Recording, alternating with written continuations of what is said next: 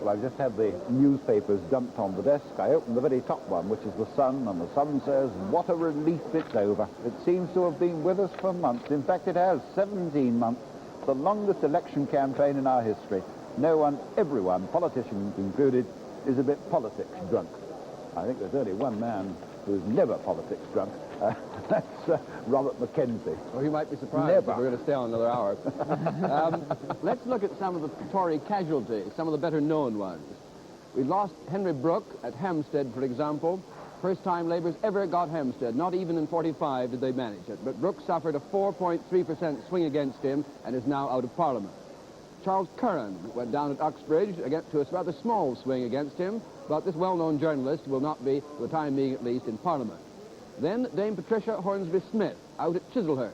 There was a day when people thought she might be, as it were, the Barbara Castle of the Conservative Party, but not quite so much to the fore in recent years, still a lively backbencher until her defeat now. Peter Emery is out at Reading. Now, this was inevitable if there was any swing at all to Labour. It only took a swing of 1 in every 10,000 to put him out, and that occurred, and he's out now of Parliament. Julian Amery, out at Preston North, to a sort of average swing of 3% against him there, a very colourful right-wing figure who will now be outside Parliament for the time being at least.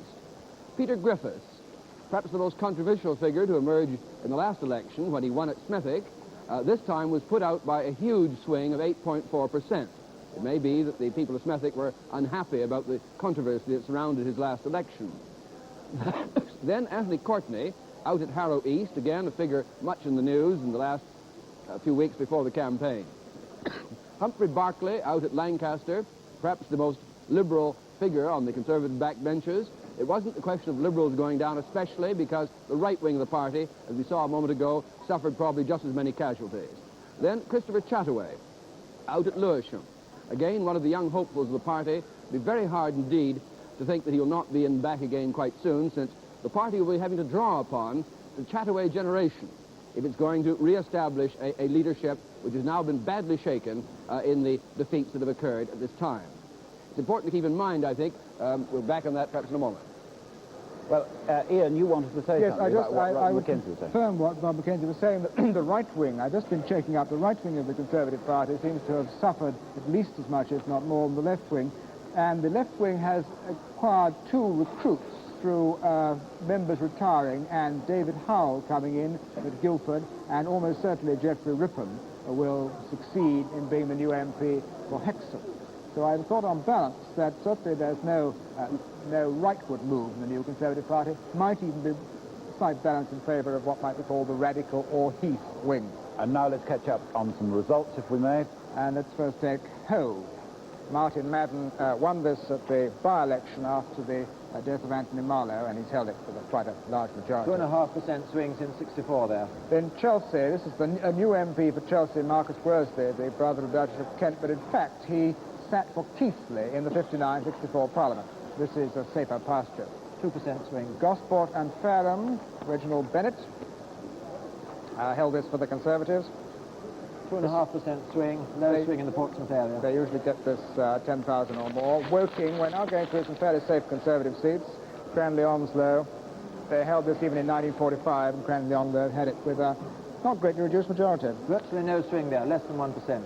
And another one which they might have lost, Merton and Morden, but Humphrey Atkins has just hung on to it. But it needed only about a 3% swing. 2.9% swing there was there. London Kensington North, George Rogers has held the seat for Labour. He was a whip for a large part of the last Parliament, but he got tired of not being able to say anything, so he retired. 5% swing there. Burton and Mr Jennings have held this for the Conservatives just. This is another that Labour might have got on the sort of swing that they're getting tonight. 2.9% swing. But Beckenham, and they're never going to... Let's go to Beckenham. Now we're going to say to the party. And Labour has hit the 300 seats mark. They only need another 16 to get that overall majority. Now I go to Beckenham. Philip Goodhart holds this seat for the Conservatives. Slightly reduced majority, but this is very solid Conservative territory. 2.5% swing to Labour, quite a high Liberal vote. Then Stroud, which might have gone Labour at this sort of swing. It's on the edge, but Anthony Kershaw's held it for the Conservatives with not much of a drop in his majority. Only 1.5% swing, and 85% turnout in that royal seat. Then the other half of Norwich, Mr. Wallace, who held a seat down south, George Wallace, at Chislehurst, 45 to 50, was beaten by Pat Hornsby-Smith, so he's been revenged today. 5% swing. Bromsgrove, Mr. Dance. This is one which might just have gone, but they've held, the Conservatives have held it quite comfortably. Mr. James Dance. Anglesey, Cledwyn Hughes, Minister of State for Commonwealth Relations. He's held this. Majority's down, David, I think. It's a swing to the Conservatives there, 1.8%. There was no Liberal candidate for the first time ever in this seat. It used to be Lady Megan Lloyd-George's seat, yes. And this could well explain the difference. Pudsey, Joseph Hyley, holds it for the Conservatives. Reduced majority. This was one that could just have gone. It would need a pretty big swing, but could just have gone on the form we've been Interesting. having. This is one that they just won in 1950, but things are much worse than now. But here's Liverpool Wharton. Eric Heffer won this at the off Sir Kenneth Thompson at the last election. Sir Kenneth tried to get it back, but Mr. Heffer hung on. Mr. Heffer's made quite a mark in the House of Commons. He's a fairly left wing. 3.7 swing. He's quite an effective backbencher. Dartford. Sidney Irvine, Deputy Chief Government Whip, who's had the tough job of trying to organise this majority of 3 for 17 months. He'll be a more relieved man tonight. No swing there, 1.7. Flintshire West, and the man with the most biting wit in the House of Commons, Nigel Birch, holds the seat with a reduced majority. 2.8% swing there. He could be the only Conservative from Wales. We've still got 3 results to come. Yeah. West Houghton, Tom Price holds this industrial seat for Labour. It's been Labour since 1906. So this is not the day they're going to lose it. Newport, and a new MP. This was Sir Frank Soskis' seat, but he's retired from politics. 2.3% swing there, and that's a seat that is surrounded by Monmouth. It does imply that Mr. Thornycroft is going to be very lucky indeed to hold Monmouth. Abertillery, there was a by-election there in the last Parliament. Mr. Clifford Williams won it, and he has held it with about the same sort of majority. The Conservative loses his deposit. He just held it last time. And I think the last Liberal seat, the last Leicester seat, John Peel, who is a former Conservative government whip, this has been Conservative for many years, and he's held it. 4.7 swing there. The Leicester swing overall was 4.3%. Now we've been joined in the studio, I see, Robin Day in particular, by Christopher Mayhew. I can see him round. Mr. Mayhew, your majority in Woolwich was up slightly, I think, by 2,000 or 3,000. Yes, Does that please you? I'm greatly heartened, yes. I stuck my neck out a long way and my supporters were absolutely solid and the Tory vote went down. You think your position on defence didn't make any difference to the result? If anything, it helped me, I think. We had some awkward local issues, the closure of the Arsenal, and I think my stand on defence helped me. Do you think it is likely that if there is a government reconstruction, you would be included in it and brought back? You must ask the Prime Minister that, Robin. I don't think I will, because I don't think I'll get an answer. I hope not. No. Are you going to continue to argue your case on defence policy in the House of Commons? Well, do you know, I think the government is thinking seriously again about the main point at which I was at issue with them, namely whether we can do a world roll, Easter Suez, on 2,000 million with the American dependence. I think really they're thinking seriously again about this. I hope so. The Prime Minister always made clear that the defence review was a continuing process. He talked about a great national defence debate, you know. Well, what about that point that came up towards the end of the campaign, raised by Enoch Powell? Yes. That the government had in his mind, in his suggestion, some plans for sending troops to Vietnam. I never heard of any plans of that kind. But I would say, frankly, it is the logic of the defence policy that one day we might be asked by the Americans rather firmly to contribute. Do you think the campaign made any difference, Mr. Mayhew? All the arguments and the speeches on the television? Not so much as the personality of the Prime Minister and the leaders. I think that was... and if the impression given to the public that we had a government with capacity which could govern, I'm sure that was the big point. Do you think that Mr. Heath fought a good campaign from his point of view, or a bad one? Well, he was up against it. I think there was no doubt about the result right from the beginning. And against the odds, I suppose he did the best he could. Mr. Mayhew, thank you very much for coming so late in the night. You saw the news flash go right across your screen. Now, here Edinburgh are the Pentland. details of Edinburgh Pentland. This is one which Labour might have expected to win on this sort of swing. As you can see, Mr. Norman Wiley just held it. He was a junior Solicitor General for Scotland in the last Conservative government. smallest majority we've had yet. Could I make one point? We've had quite a lot of rural seats in now. Most of the seats that come in tomorrow are country seats. I think I can give possibly some comfort to Conservatives who are anxious about their majorities there, that the swing in the rural seats we've been having is way below, about half, what it has been in the national results altogether so far. Let's move on to Durham, and Charles Gray, a cheerful miner who's a government whip, has held this seat. It's one of these rock-solid Labour seats in the northeast. 2% swing to Labour there, turnout down quite a lot. Edinburgh East, Mr. Willis, has held this seat for Labour. It was very marginal in 1959, but it's obviously... 4.4% swing there. They could have done with some of that swing in Edinburgh Pentland, which has only had a 2.5% swing, and just as failed to be won by 4%, 44%. For John Silkin, we've seen his brothers got back already. He was a government whip. He was responsible for the last Parliament for the business of pairing, which was a very difficult operation. We only got a majority of 3. Oldham West. Leslie Hale, the man who's got talks faster than anybody else in the House of Commons, holds the seat with a slightly increased majority. East Leigh, this is an interesting one. David Price has held this for the Conservatives. It was one that was quite on the cards the Conservatives would lose.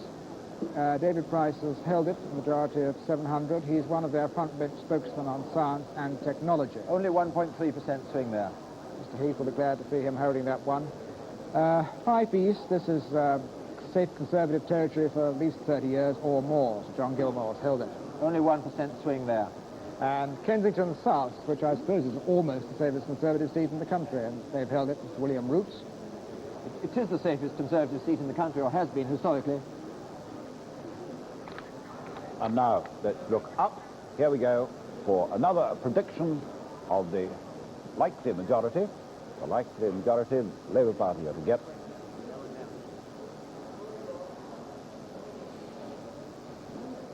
Quarter to 3 in the morning, overall majority likely to be 101 seats. It's coming down a little bit.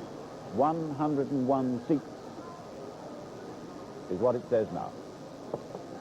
And now, let's go and join Robin Day. And in Birmingham, we have on the left Mr. Roy Hattersley, Birmingham Sparkbrook, with a 9% swing there. Mr. Brian Walden of All Sense, a 7% swing to you there. And Mr. Woodrow Wyatt, Bosworth. I haven't got a note of your swing. You know it off by heart, Woodrow? Well, I think it's about 6%, but I haven't worked it out. Not quite as good as the others, but you put your majority up, didn't you? Thank you very much. Can I, don't thank me, can I ask you, Woodrow, a couple of questions? Do you feel you were right to have advocated a Lib-Lab pact in the light of this result? Yes, certainly, because at the time, electorally, it looked as though we mightn't do the job by ourselves. After I first started advocating that before the last election, and I think that kind of advocacy helped the Labour Party in one way and another to move towards the sort of policy which did not seem to Liberals to be so doctrinaire, or potential Liberals to be so doctrinaire, that they couldn't vote for it. And I think a lot of people who perhaps hesitated at the last election before coming over to Labour now saw that the Labour government was in fact doing the sort of things which were practical and pragmatic and on their merits, and therefore they wanted them to go on. But now that the Labour Party is going to go ahead with one aspect of its policy which might be called doctrinaire, namely the nationalisation of iron and steel, how successful do you think your policy has been? How do you know it's going to go on with it? Because they say so in their manifesto, and I have the word of the Prime Minister. Oh, yes. Well, they said that in their manifesto last time. We also said we were going to abandon our independent nuclear deterrent in our last manifesto. Will you vote for the nationalisation of iron and steel if it is brought in this? Well, it depends entirely on what happens, because if you remember, George Brown made the steel industry an offer that if they would come forward with something short of 100% ownership, the government would seriously consider it. They have not yet done so, so there are two sides to this bargain. And if the steel industry don't move, of course, I can't do anything about it. Mr. Hattersley, could you come in there? Do you think that the Labour Party is likely to compromise on steel when they have a majority of 100 plus? I think it's certainly not certain that it won't compromise. I don't even agree with your implication that the compromise, as you describe it, of last year was a result of the small majority. The compromise, if that's what it was, and I argue with your term, was a result of the Labour Party in government for 18 months, having other priorities which it had to discharge first. I'm sure steel was always in our programme, I'm sure it will remain in our programme, and I'm sure it will pass into law during the next 5 years. Why do you think you did so well in your constituency, Mr. Hattersley? I think the Prime Minister's standing, principally. I think good organisation, secondly. And thirdly, the fact that Birmingham, which in a sense put the Labour government on trial in 1964, found that the government had lived up to the expectations, found the government had in fact preserved prosperity, had shared prosperity much more fairly than its predecessor. In a sense, Birmingham is confirming the rather the result that it made in 1964, in a sense, putting the government on chance. Is the scent of ministerial office in your nostrils? Certainly not, no. This is a matter which I'm sure shouldn't be thought of and hasn't been thought of by me. I've been far too busy during the last 3 months, during the last 3 weeks, trying to make sure that the scent of Westminster remained in my nostrils. I haven't thought about that thing for weeks and weeks and weeks and weeks. A lot of people have in the press, though. Mr. Walden, how are you? Very well. Are you satisfied with the result? Extremely satisfied, yes. Did you have any trouble with race or immigration in that area? Well, as a matter of fact, Robin, I think in Birmingham we have killed 2 bogies. We first of all killed the immigration bogey, stone dead. And we've also killed the idea which many Birmingham Tories firmly thought would work in their favour, namely that prosperity was only safe under a Conservative government. That, I think, principally is responsible for the very large swings in Birmingham. Would you like to see, as a Labour Member of Parliament, would you like to see a government reconstruction? Well, that's entirely a matter for the Prime Minister. I know, but would you like to see it? You're a free man. Well, again, that's a judgment for him. I imagine there will be a reconstruction for a number of reasons. I don't myself think it will be a very major one, but you must ask Harold about that. Well, I don't. I'm not on Christian name terms with him, but thank you very much you indeed. Thank you. Yes, a surprising revelation to many of us, I may say. Can we now give you a correction? That is to the Ealing South result. We gave the wrong Liberal vote. We gave 473, and it should have been 4,743. This is a PA error in the transmission. All right, so it should have been 4743, as it was there. All right? And now let's take a look at the state of the party's board at 2:51. Well, with just a handful of results to come, there you can see the picture. Labour 302, almost exactly twice as many seats as the Conservatives at 149, with a scatteration of Liberals and the 2 others at the bottom. Labour's 41 gains, Conservatives 42 losses, and not a single gain. I keep coming back to the point that I can't remember an election in which, well, it goes way back, we've been in a situation with not a single gain for the losing side. The 42 Conservative losses are, of course, almost all to Labour, one, however, to Republican Labour in Northern Ireland. The party lead position, therefore, at 252 on the party lead board is Labour lead of 153. A lead that will not quite stay at that figure by tomorrow because the Conservative rural areas are to come. The swing has not been so great in those rural areas to Labour. It could come down under 100. It could come down into the 90s or so tomorrow in those results that are to come, the 170 odd tomorrow. At 252 then, that's his position. And seeing the night out in Trafalgar Square, my colleague, I see, Alan Wicker, still smiling, even though it's the best part of 5 minutes to 3 in the morning, and surrounded, I see, once again, Wicker, by pretty girls. It's been a long and cold night, despite the pretty girls, but there's still several thousand here, and the fountains are flowing free at last. Now, what about, may I ask you, sir, how did you vote? I voted Communist. Did you? How do you feel about the results up to now? Well, I'm very pleased that the Labour Party has got in, but I feel that they are intending to move to the right slightly, more to the left wing. They're moving to the right, are they? Do you think that they're moving to the right? The Labour Party? No, I don't really think so. May I ask you how you voted? Conservative. Did you? Yes. You're fairly depressed now, presumably. Well, yes, I am rather, because I think that Mr. Heath would probably do more for Rhodesia than Mr. Wilson has been doing. For Rhodesia? Yes. Oh, you're Rhodesian, are you? Yes, I am. I see. So you're not feeling too happy now? No. What about you? No. What do you think tomorrow is going to bring for you? I don't think it'll make very much difference, actually. It won't? No. May I ask you how you voted? I voted Conservative. Are you no depression in your house? Yes, I'm disappointed, yes. mildly disappointed. Well, How do you feel about these results? Well, I'm quite happy the way things are going about Labour, and there's no doubt about it. I reckon they'll win. Definitely. You've noticed, have you? I see. What do you think will happen? I feel Labour will commit us more deeply to international debt and will fail to bring us into Europe. Yes, that's very possible. Now, what else do you say? I see no solution to Rhodesia, which is a pressing problem. I see no amelioration in the pound. In fact, I see total failure for the next 5 years. Very solemn prognostication. Are you as solemn as it? Well, I'm not quite as solemn as my friend, but, you know, democracy doesn't favour continuity, and at least we have a stable government. I just wonder whether the people who voted for the Labour Party today will be quite so jubilant in 3 years' time. Personally, I rather doubt it. You doubt it? Do you doubt it? Yes. What do you think is going to happen? Well, for one thing, we will become more and more dependent on America. Britain for itself is going down. No one seems to keep up sort of the standards on which Britain is based. And, you know, then just not sort of, you know, I think it's very important to get into Europe. How much longer are you going to stay here in Trafalgar Square tonight? Oh, I don't know. I think we've all been here quite long enough, don't you? Alan Wicker, Trafalgar Square. Thank you very much indeed, I must say. Now, David Butler, what are the chances in a random sample of finding a communist? Because that's who we began with. Something like, who actually voted communist. Who voted communist? Something like 150 to 1. Sure, that's not a bad chance for Wicker. Now, let's get some more results. Carmarthen, and a famous name in politics, Lady Megan Lloyd George holds the seat for Labour, which she won off the Liberals, having changed her own party nearly 10 years ago. And she won this without campaigning because she was ill and wasn't able to take part in the election. Rowley Regis and Tipton, this is a new MP. Arthur Henderson has retired, and this is Peter Archer, a young barrister, takes over as the new MP for Rowley Regis. 5.5% swing, big swing in the West Midlands.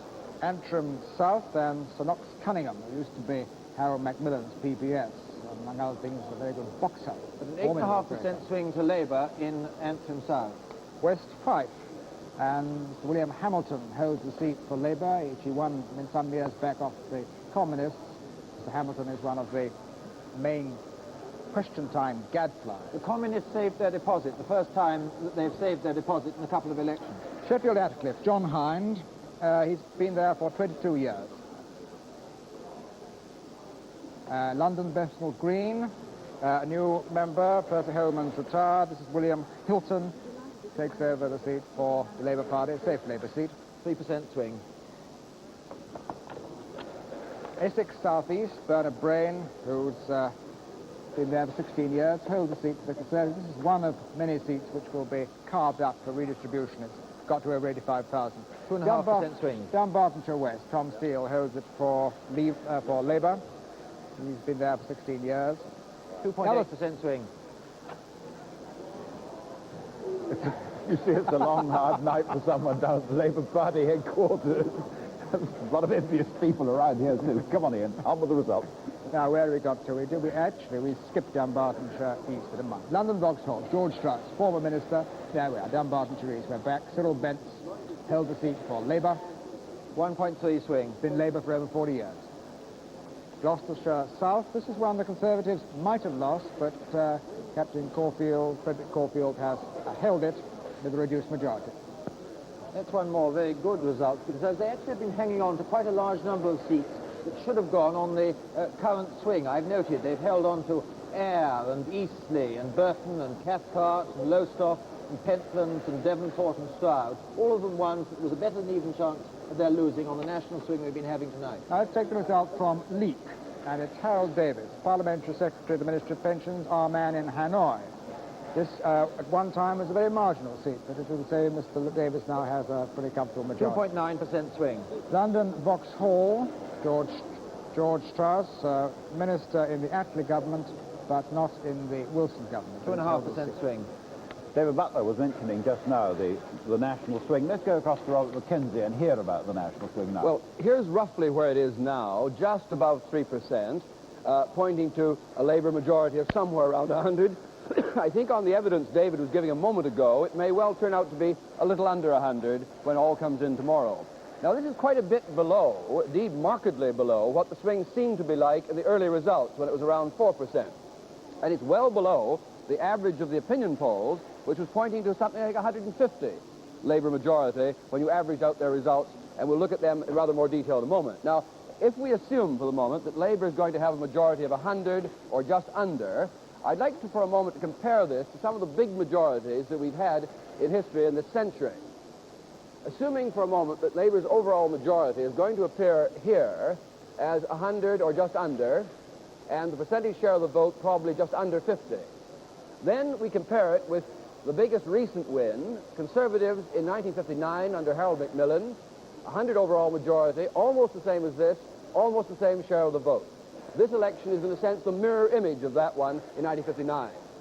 Labour's position compared to 45 is almost certainly going to be a smaller overall majority, considerably smaller, but perhaps a slightly greater share of the vote than they got in 1945.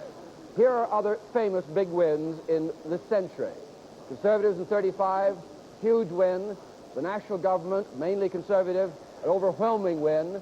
1906, the Liberals with 130 majority and well over half the votes cast. That's the picture then in this century of other big wins.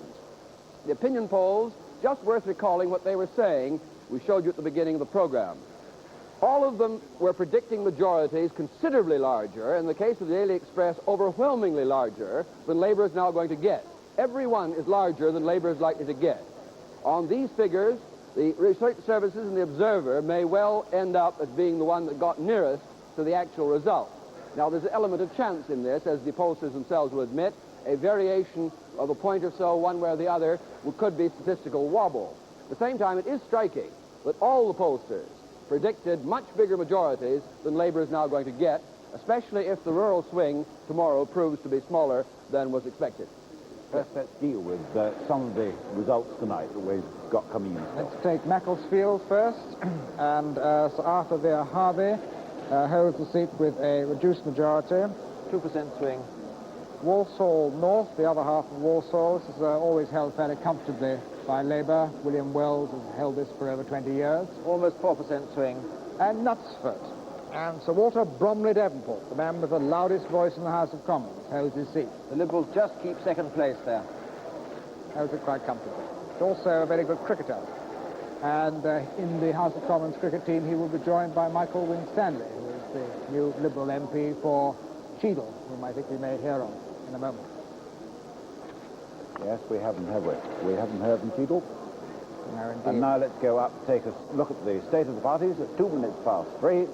Here we are, the state of the parties board. Not more than 2 or 3 results now to come.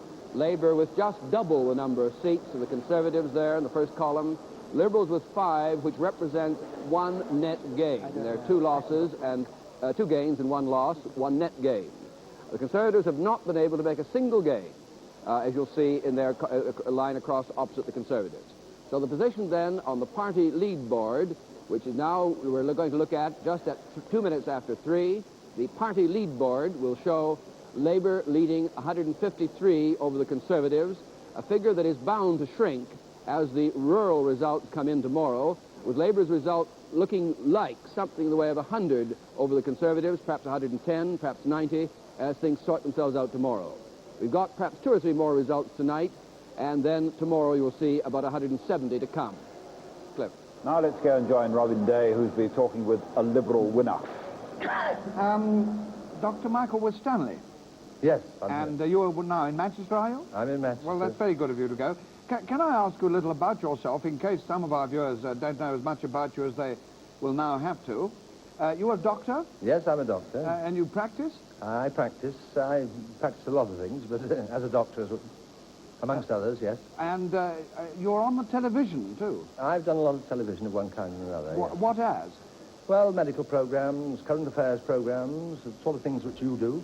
Only I've done them up in the north. But under your own do you do them under your own name as a doctor? Oh, I've done programs under my own name as a doctor. Some, yes. Is that allowed? Well, I think if you're doing programs one day about politics and everybody sees your name, it seems a bit silly to suddenly appear and be anonymous the next day, doesn't it? Yes. You're being described, or rather your constituency is being described this evening as the Northern Orpington. Is the parallel exact? I think it's similar. It's a division which we've worked. This hasn't happened all at once. It isn't some sudden thing. How do you account for the fact that you did apparently very much better than as a Liberal compared to nearby constituencies where the Liberal vote dropped pretty heavily? I think that there's nothing breeds success like success. We've got an astonishing record in Cheadle. 7,000 votes in 1955, 15,500 in 1959, 25,220 last time. And I think an awful lot of people who favour Liberal policies suddenly noticed that it was worthwhile voting for them. What do you think about the Liberal showing so far in this, with what appears to be a general drop in the Liberal share of the vote? Well, I haven't seen much of it. I've been rather involved in other things, but there may have been so. I think that this will tend to happen in certain places, but I do think that what has happened here in Cheadle ought to give immense encouragement to the people who are voting Liberal elsewhere. Broadly speaking, with a big Labour majority, and bearing in mind that Joe Grimmond has led the Liberal Party towards the left rather than to the right in the last few years, what do you think the role of the Liberal members, however many there are, is going to be under this big Labour majority? The role of the Liberal members is what it's always been. That is to support liberalism and to oppose illiberalism wherever it happens to come from. Thus, we shall oppose steel nationalisation, land nationalisation, all these sort of things. We shall try, do our best to exert pressure to direct the Labour government towards the sort of things upon which we've got some agreement. We may have some success, I don't know, we may not. But at least these are the sort of things we can do. This is all we can do. That is, support the things we agree with and oppose the things we disagree with, wherever they happen to come from. Have you got any special interest of your own, Dr. Winstanley, which you would like to put forward perhaps in the form of legislation or a change? Yeah, a whole number of things. One in particular I think I might mention.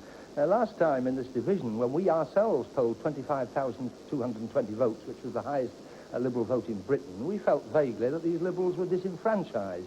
And I think that the defeated member, Mr. William Shepherd, has a perfectly good complaint in that he has polled 31,000 votes, which is very much more than most of the members of this Parliament will have polled, and he isn't a member. In other words, I hope he may join us in a campaign for a reform of an electoral system like this. Well, I asked Mr. Ted Short about that a couple of hours ago up in Newcastle, and he said the matter was before the Speakers' Conference, and yes, that's as much as I got out of him.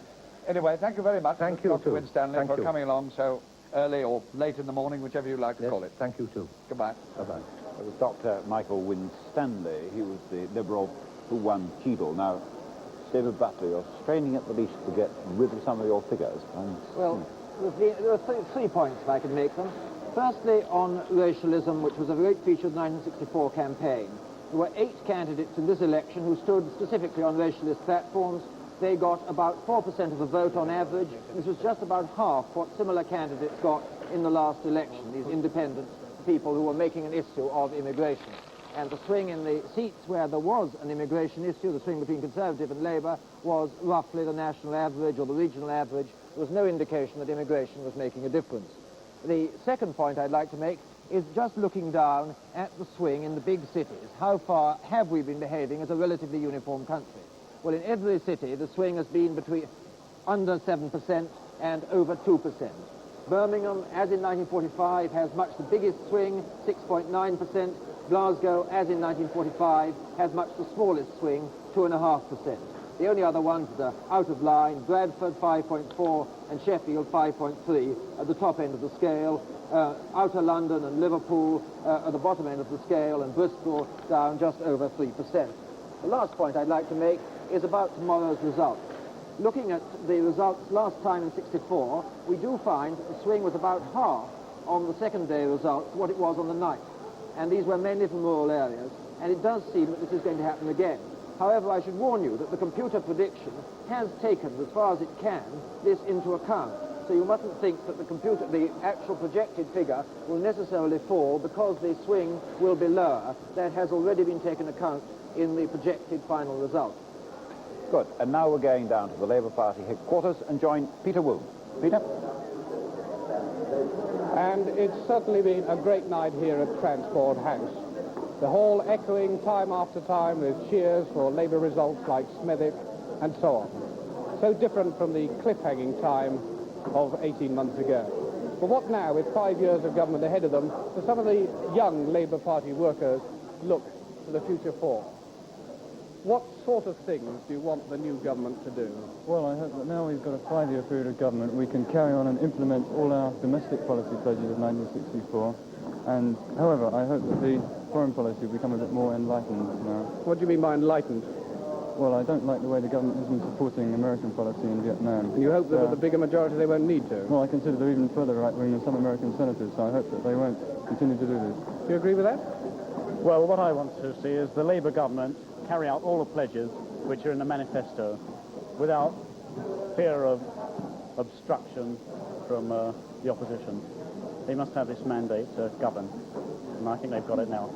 What about a young lady? Now, what sort of things do you want this government to do? Well, I think it's most important that Britain should be economically stable, and after that, perhaps they can improve the welfare services. Don't you want anything for the younger people, though? Well, I think that that's what the young people want. I think that the A needy, stable Britain. yes, and also healthy, and the old and the needy looked after. And another young lady, what sort of things do you want from this government? I too agree. I think they should think more of the poorer people, the poorer classes who've been living in all those, well, I'm a foreigner, you see, in all those old houses, and they should think more of them. What sort of things do you want from modern Britain? I particularly desire an integrated foreign and home policy. It's the only way we can get the financial resources that are presently being expended abroad back into policies such as education and health services at home, which I believe are essential for Britain at the moment. And nothing specially for younger people? Well, I believe these policies will percolate down to the younger people as time goes on. Do you think this is going to be a good government? I think it will be a strong government. I hope it will be a good government.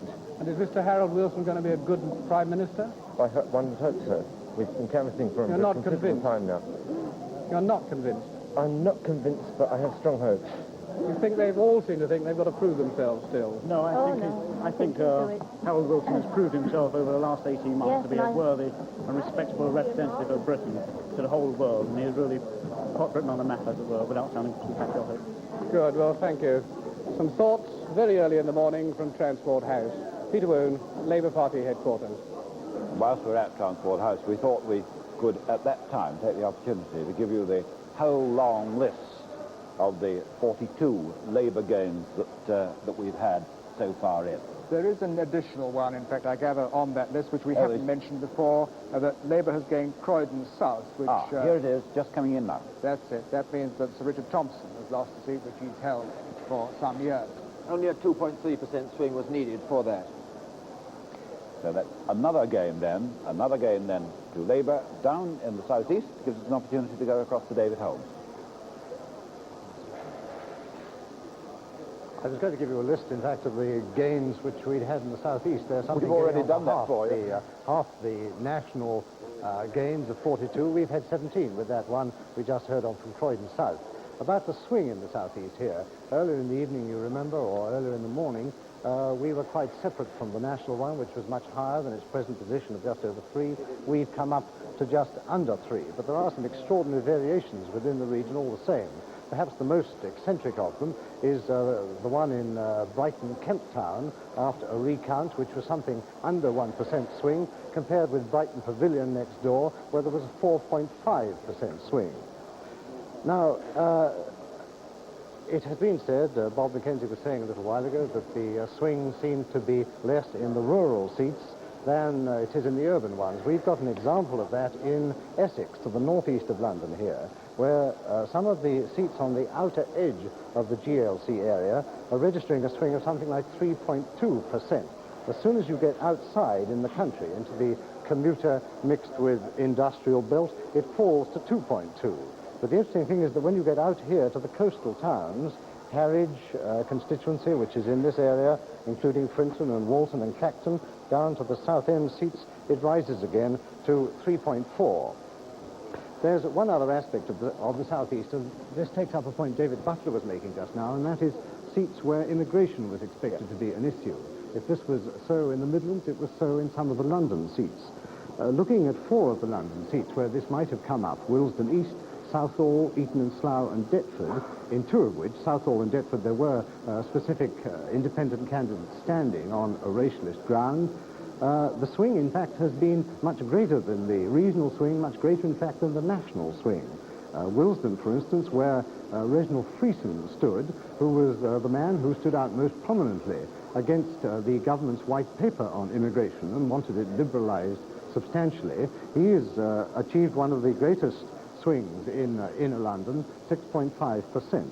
So it seems that what Brian Walden was saying from Birmingham a little while earlier is absolutely true of London too, that perhaps the immigration bogey has been killed.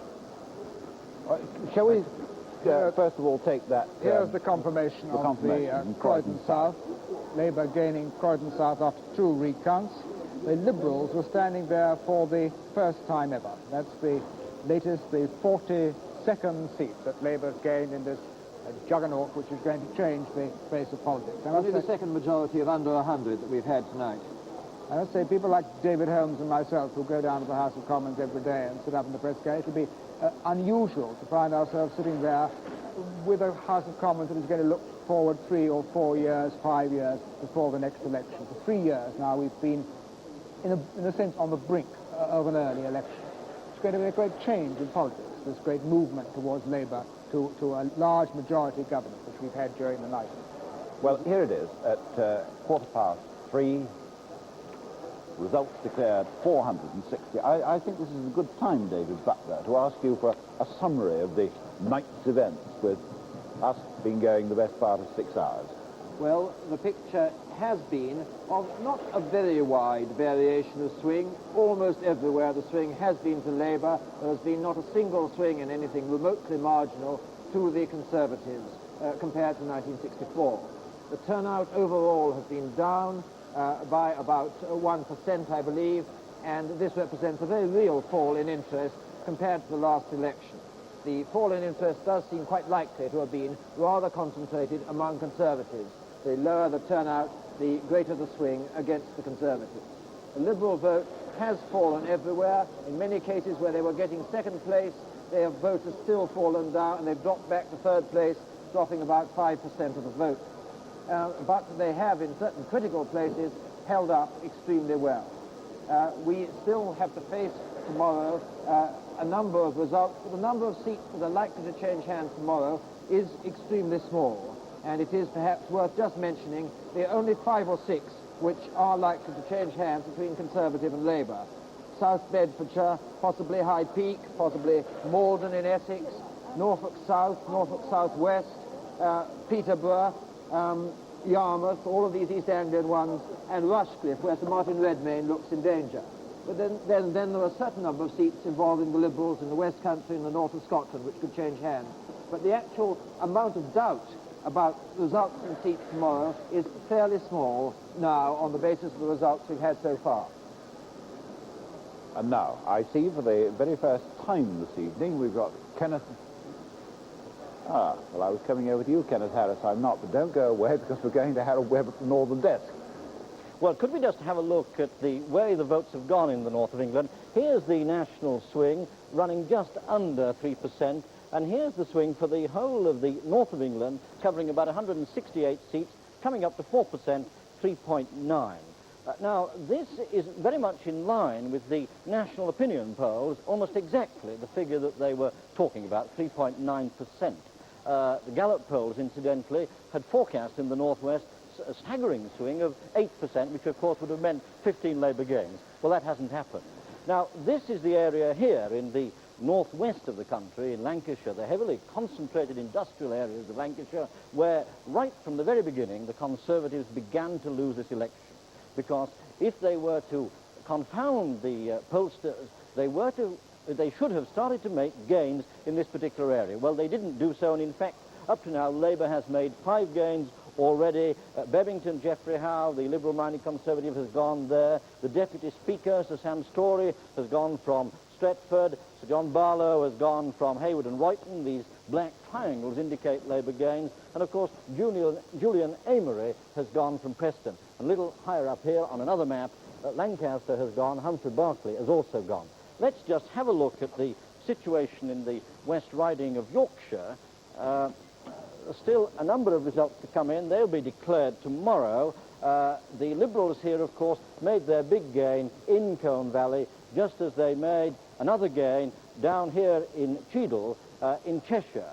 In fact, overall, I suppose the Liberals really have more to boast about in this election in the north of England than anyone. They have now got 2 MPs back in Parliament. They haven't had one out of 168 seats for 18 months. I think it's back to you, Cliff. Well, it's me to go to where I was going to before I went to you, if you see what I mean. That's Kenneth Harris, who's sitting very patiently in the corner of the studio. Well, sitting with me here on my left, Andrew Schonfield, Director of Studies at Chatham House, and on his left, Nigel Lawson, the editor of The Spectator, and on his left, Bob Carville, the political correspondent of the Evening Standard. Well, assuming that the Labour Party are going to be returned by a majority of about 100, how do you account for their success, Andrew Schonfield?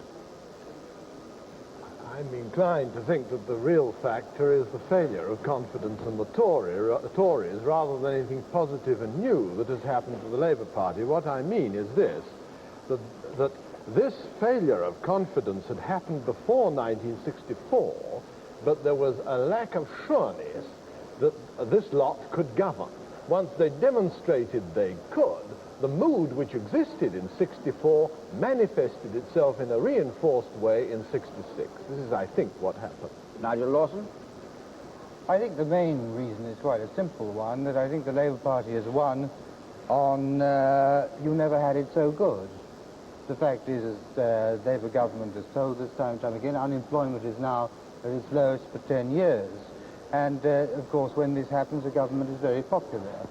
The paradox is that the reason unemployment is so low is because the government in its economic policies has been trying to increase unemployment and has failed to do so. It will no doubt succeed in doing so in the months ahead, but this is after the election. How disappointed do you think the Conservatives should feel if, in fact, the Labour Party do get in with a majority of 100? Well, obviously disappointed, but not surprised. I mean, the polls were showing a Labour majority of considerably greater than this. In fact, this is the worst result for the polls that I can remember.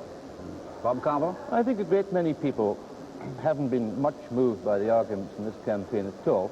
They think that the Labour Party hasn't made an awfully brilliant job of it, but it hasn't made a much worse job than the Tories. They feel that the Tories had 13 years, that the Labour Party has had 17 months, and that the Labour Party is entitled to a bit longer to prove itself. As for the Tories, I think that this result in the circumstances is rather better than Ted Heath might have hoped for. He had to fight this campaign too soon, both for himself and for the party. And if he's failed simply because he hasn't been able to perform a miracle. Now, assuming the Labour Party get a majority of 100, what do you expect from them, Andrew Schonfield? I think I'd expect them to be more decisive in their management of the home economy than they've been. They have been innovators, but the thing which came to the surface in the rebellion over the nationalisation of steel with Woodrow Wyatt and Donnelly was, I think, a manifestation of an inner weakness which had inhibited them from trying out a number of experiments that they've got in the pipeline. So I think on the home front, this can only do positive good. When you come to foreign policy, the matter seems to me to be much more open because it may give the inner group within the cabinet, and particularly the Prime Minister, the feeling that he has a vote of confidence in a view of Britain's place in world affairs, which I believe is an odd, interesting, but not fully revealed view, which the public has not given him a mandate for because they don't understand what it's about. That is to say, a view of Britain as being a different kind of power from any other power in Europe. This is, I think, the essence of the foreign policy which is now been emerging from the Labour government, and I feel that there you may find a tendency to assume that this has now got a big mandate behind it, whereas I think the mandate has come about the domestic economy and its more efficient management. What would you expect from a Labour majority of 100, Nigel Lawson? I think probably Wilson will try and go on in very much the same sort of way as he has been I think that there will be obviously differences emerging within the Labour Party, in which there has been a unity maintained by the pressure of the small majority. This, I would expect to go over a period, more dissent within the Labour benches. I think, too, that one needs to look at the other side of the Conservatives. Of course, Wilson is greatly strengthened by this big majority, but also the threat of an election at any moment was very unsettling to the Conservative opposition. And I think that the absence now of this threat, the fact that they know they've got 4 or 5 years in which to find themselves, in which to become a really effective opposition, will help them a great deal, particularly since I think Ted Heath has fought a very good campaign. What would you expect, Bob Carver? Well, I don't expect, as Schoenfield said, I think, very much difference in the policies at all. But what I think the most noticeable thing will be is a change in the whole temper of Parliament, and particularly the temper of government. I think we'll have no more of this instant government stuff in 10 Downing Street. I think Wilson will now settle down to a long haul. As for the Parliamentary Labour Party, I think that discipline is bound to be relaxed a bit. I think that the non-conformists will certainly have a lot more to say for themselves. I think that we're not back at the 1945 position in the House. The majority isn't going to be so big, but nevertheless, I think we will be having more dissent, as Nigel Lawson said, and quite soon, I should imagine, on some issues. I think that the character of the parliamentary party is going to be much changed. I was watching the results coming in, and it seems to me that the new chaps are mainly from the professional classes, a lot of teachers, a lot of university lecturers, very few manual workers. I think the intellectuals are strengthened, and the trade union group may be relatively weaker. This usually spells trouble for the Labour Party. As for the Tories, they certainly have got plenty of time to sort themselves out now, and I imagine they'll stop issuing pamphlets and start thinking what the Tory party really should be about.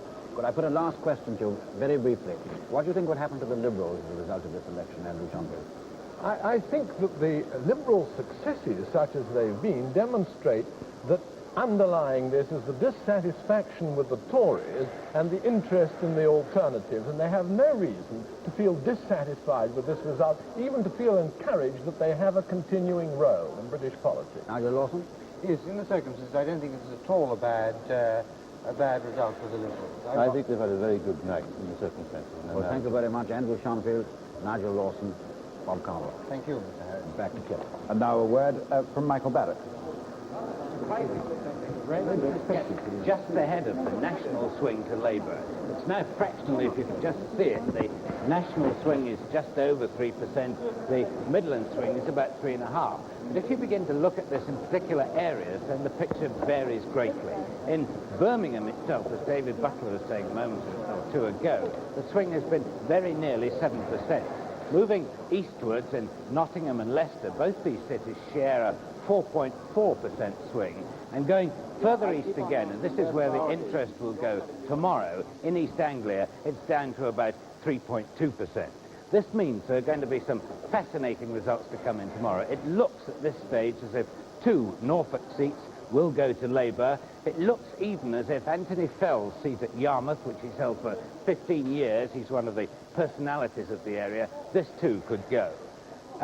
Another one is Bury St Edmunds, where Eldon Griffiths holds quite a reasonable majority, but there was a 10,000 Liberal vote last time. There is no Liberal standing this time, and this could be yet another of the cliffhangers to come to us tomorrow.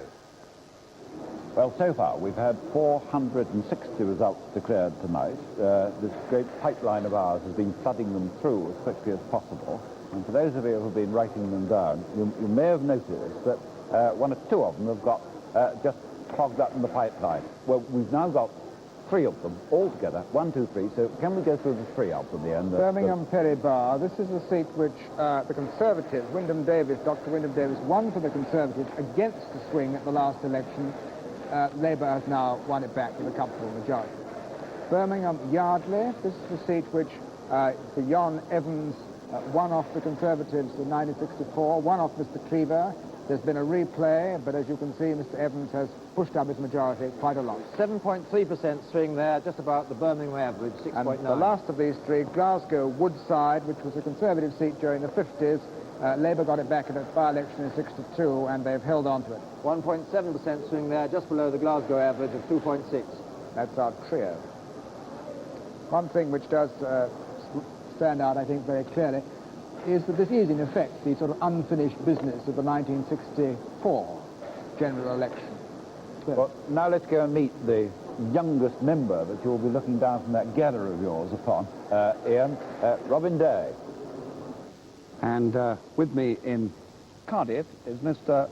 Edward Rowlands. And good morning, Mr. Rowlands. Good morning. And you were born in January 1940, I believe. That's true, yes. Which makes you, I think, probably the first wartime baby to enter the House of Commons at all. So George Thomas tells me. Oh, I didn't think. By the way, your opponent, Mr. Box, not only lost his seat, but he also had his house burgled today. I didn't realise that. Yes, he lost all sorts of things. Did you have your house burgled? No, no, no. I live in a flat. Well, you better hurry up and get back. What, you are a teacher by profession? I'm a lecturer, yes, at the Welsh College of Advanced Technology. What do you lecture in? Modern history and government. Can you tell us why, what the issues were particularly in Cardiff North? Leasehold reform was one, wasn't it? That was one of the, I think, the local issue that paid rich dividends because the Labour candidates, or Labour members now, George Thomas and Jim Callan, have fought very vigorously on this issue. And I think they've done a very good job. And docks? Docks came up because, of course, Mr. Heath decided that Portbury was the best scheme during the period of election fever, and I don't think this was a very good idea at all. I mean, obviously it should have been decided upon rational grounds rather than election grounds. Do you think that the Liberal withdrawal in your constituency helped you in the sense that they voted for you? I think it did. I think radical and progressive voters in Cardiff North did align themselves with me. Are you on the left or on the right of the Labour Party? I'm just a member of the Labour Party at the moment. I know, but do you think you'll be on the left or on the right on the issues which one talks about when one's talking about left and right? I'm not quite sure yet. I'll decide when I come up to the House. Well, you'll better find out pretty quick. Anyway, congratulations. All the best people get into Parliament very young, you know. Thank you very much indeed. Goodbye. Bye-bye. And all of a sudden, there are those among us who feel very old indeed.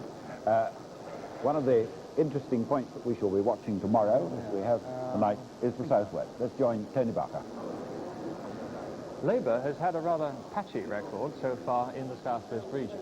It is true that they have made spectacular victories, particularly at Plymouth Sutton and at Exeter, which were certainly in excess of local expectations. In Bristol, we've now got the same picture as there was before the 1959 Conservative advances. Bristol is now 5-1 in favour of Labour. But of the two famous Bristol marginals, which didn't go to Labour last time, North East has gone crashingly in their favour, but Mr. Martin McLaren, a well-known local constituency member of Parliament who fought an almost entirely personal campaign, barely mentioning the Conservative Party, for example, in his election address, has cut the swing right down, and if he goes on being Conservative candidate for that seat, he's going to be much nearer taking it back than Mr. Alan Hopkins could possibly be across in Bristol North East. Generally speaking, Labour has done much better further down the peninsula. In Plymouth Devonport, they almost took the seat away from another popular local member, Dame Joan Vickers. They got a 3.6% swing there. They needed a shade under 4. They took Sutton, as I've just said, by 4.9%, a tremendous victory. They did well at Tiverton, and they did well at Exeter. But they've done much less well in the other parts of the region. In Wessex and Sevenside, and in the south of the region around Portsmouth and Southampton. Looking at Bristol as a whole, although we've now got back to the 5-1 position in favour of Labour, the swing to Labour has only been 3%. And this is, as David Butler mentioned a few moments ago, well down the list of the nation's big cities. Bristol, it seems, may still have local reasons for not being quite so sure of moving to Labour as other cities of comparable size with comparable social problems. Disappointments to Labour must include the failure to take South Gloucester, which was rather bracketed with the Bristol marginals because of the belief that the aircraft issue was of much more consequence last time than the comprehensive schools issue or any other local or regional question. Likewise, there was a hope that they would take Stroud. To do that, they would have needed a 3% swing, and in fact, Labour have only got 1.4. Turning to the Liberals briefly, they have not done very well, but they have done a little better in the southwest than in the rest of the country. They failed at Chippenham, as we saw earlier, and generally there is a long list of Liberal performances in the south and west where they've come down compared with last time. Well, going on round the studio, collecting the summaries and opinions, let's now call in on Robert McKenzie. Well, summarising the position now, it seems to me to be this, that when the night began, we were quoting the opinion polls who pointed on average to a Labour majority of around 150. This would have been precisely a repetition of the 1945 position when Labour had that commanding position in Parliament. Now, as the results came in, that hasn't quite happened. It now looks overwhelmingly as if Labour's majority will be in the vicinity rather of 100, give or take 10 either way. In other words, Labour's position will be very like that of the Tories in 1959, when Mr. Macmillan came back with a majority of about 100. Now, this is very interesting because a majority of 100 means the government can rule and rule effectively if it's got it in itself for 4 or 5 years. If that happens, if Labour commands the nation and is able to deliver the goods, it could become the natural governing party of this country, something Labour has never been. Labour's been the minority party. One of the anomalies of politics is that in a country so overwhelmingly working class as far as this electorate is concerned, we've got a situation where Labour has normally been in opposition. They could become the natural governing party. Equally, however, 1959 is a reminder of the fact that Labour could lose its majority within 4 or 5 years. The Tories had 100 majority. They were down to 0 by 1964 and out of office. So we've got a government that can govern, and we've also got the reminder for that government that if it doesn't deliver the goods in a tough-minded and able way, that majority could melt away in 5 years. Now, let us go over to Esmond Wright on the Scotland desk. Esmond? Where Scotland is concerned, the picture is a little different from the national UK picture, because out of 460 results and 42 Labour gains, only 2 of those gains have been in Scotland. And oddly enough, they've been outside the central belt.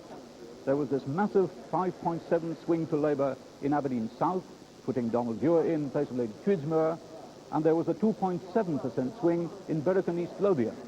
Perhaps the most striking feature in Berwick and East Lothian was the size of the poll, an 85.4% of the vote in a large scattered rural constituency indicates that both Sir William and John P. Mackintosh were both out fighting very hard.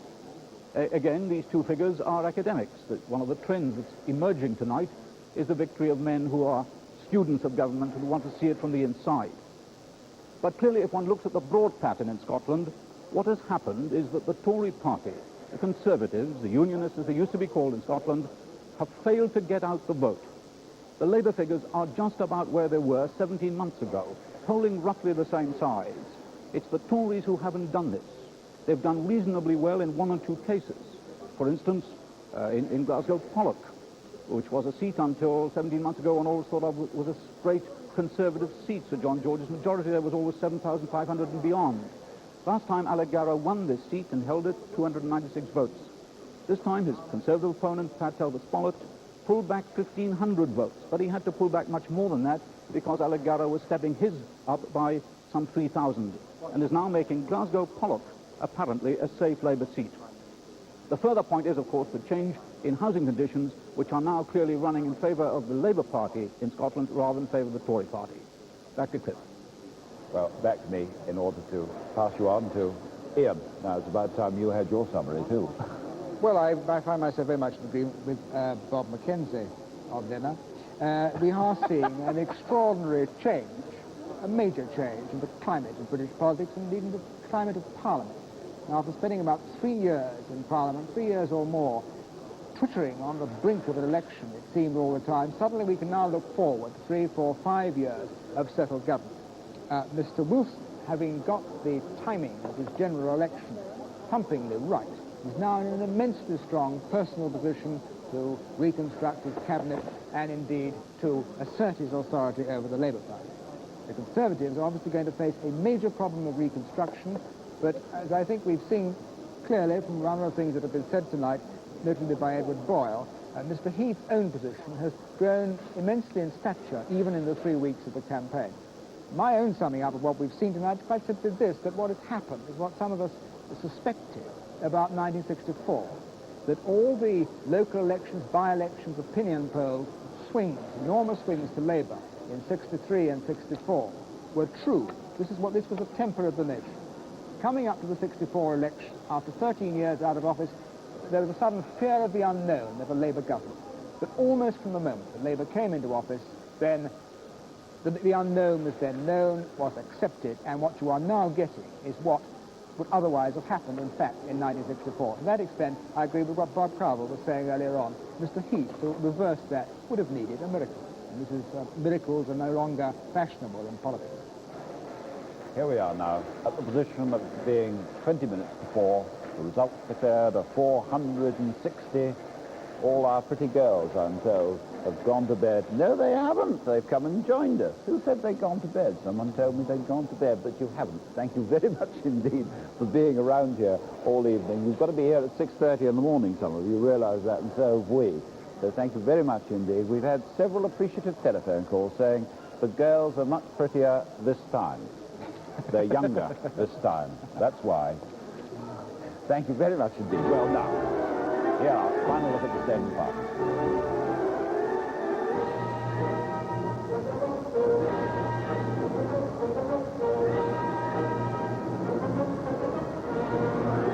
And now, at the time at 20 minutes to 4, BBC One will be opening again at 6 o'clock this morning with the latest state of the parties, and following this, throughout tomorrow, there'll be continuous coverage of the election results as they become available, together with news and comments. But now, until 6 o'clock,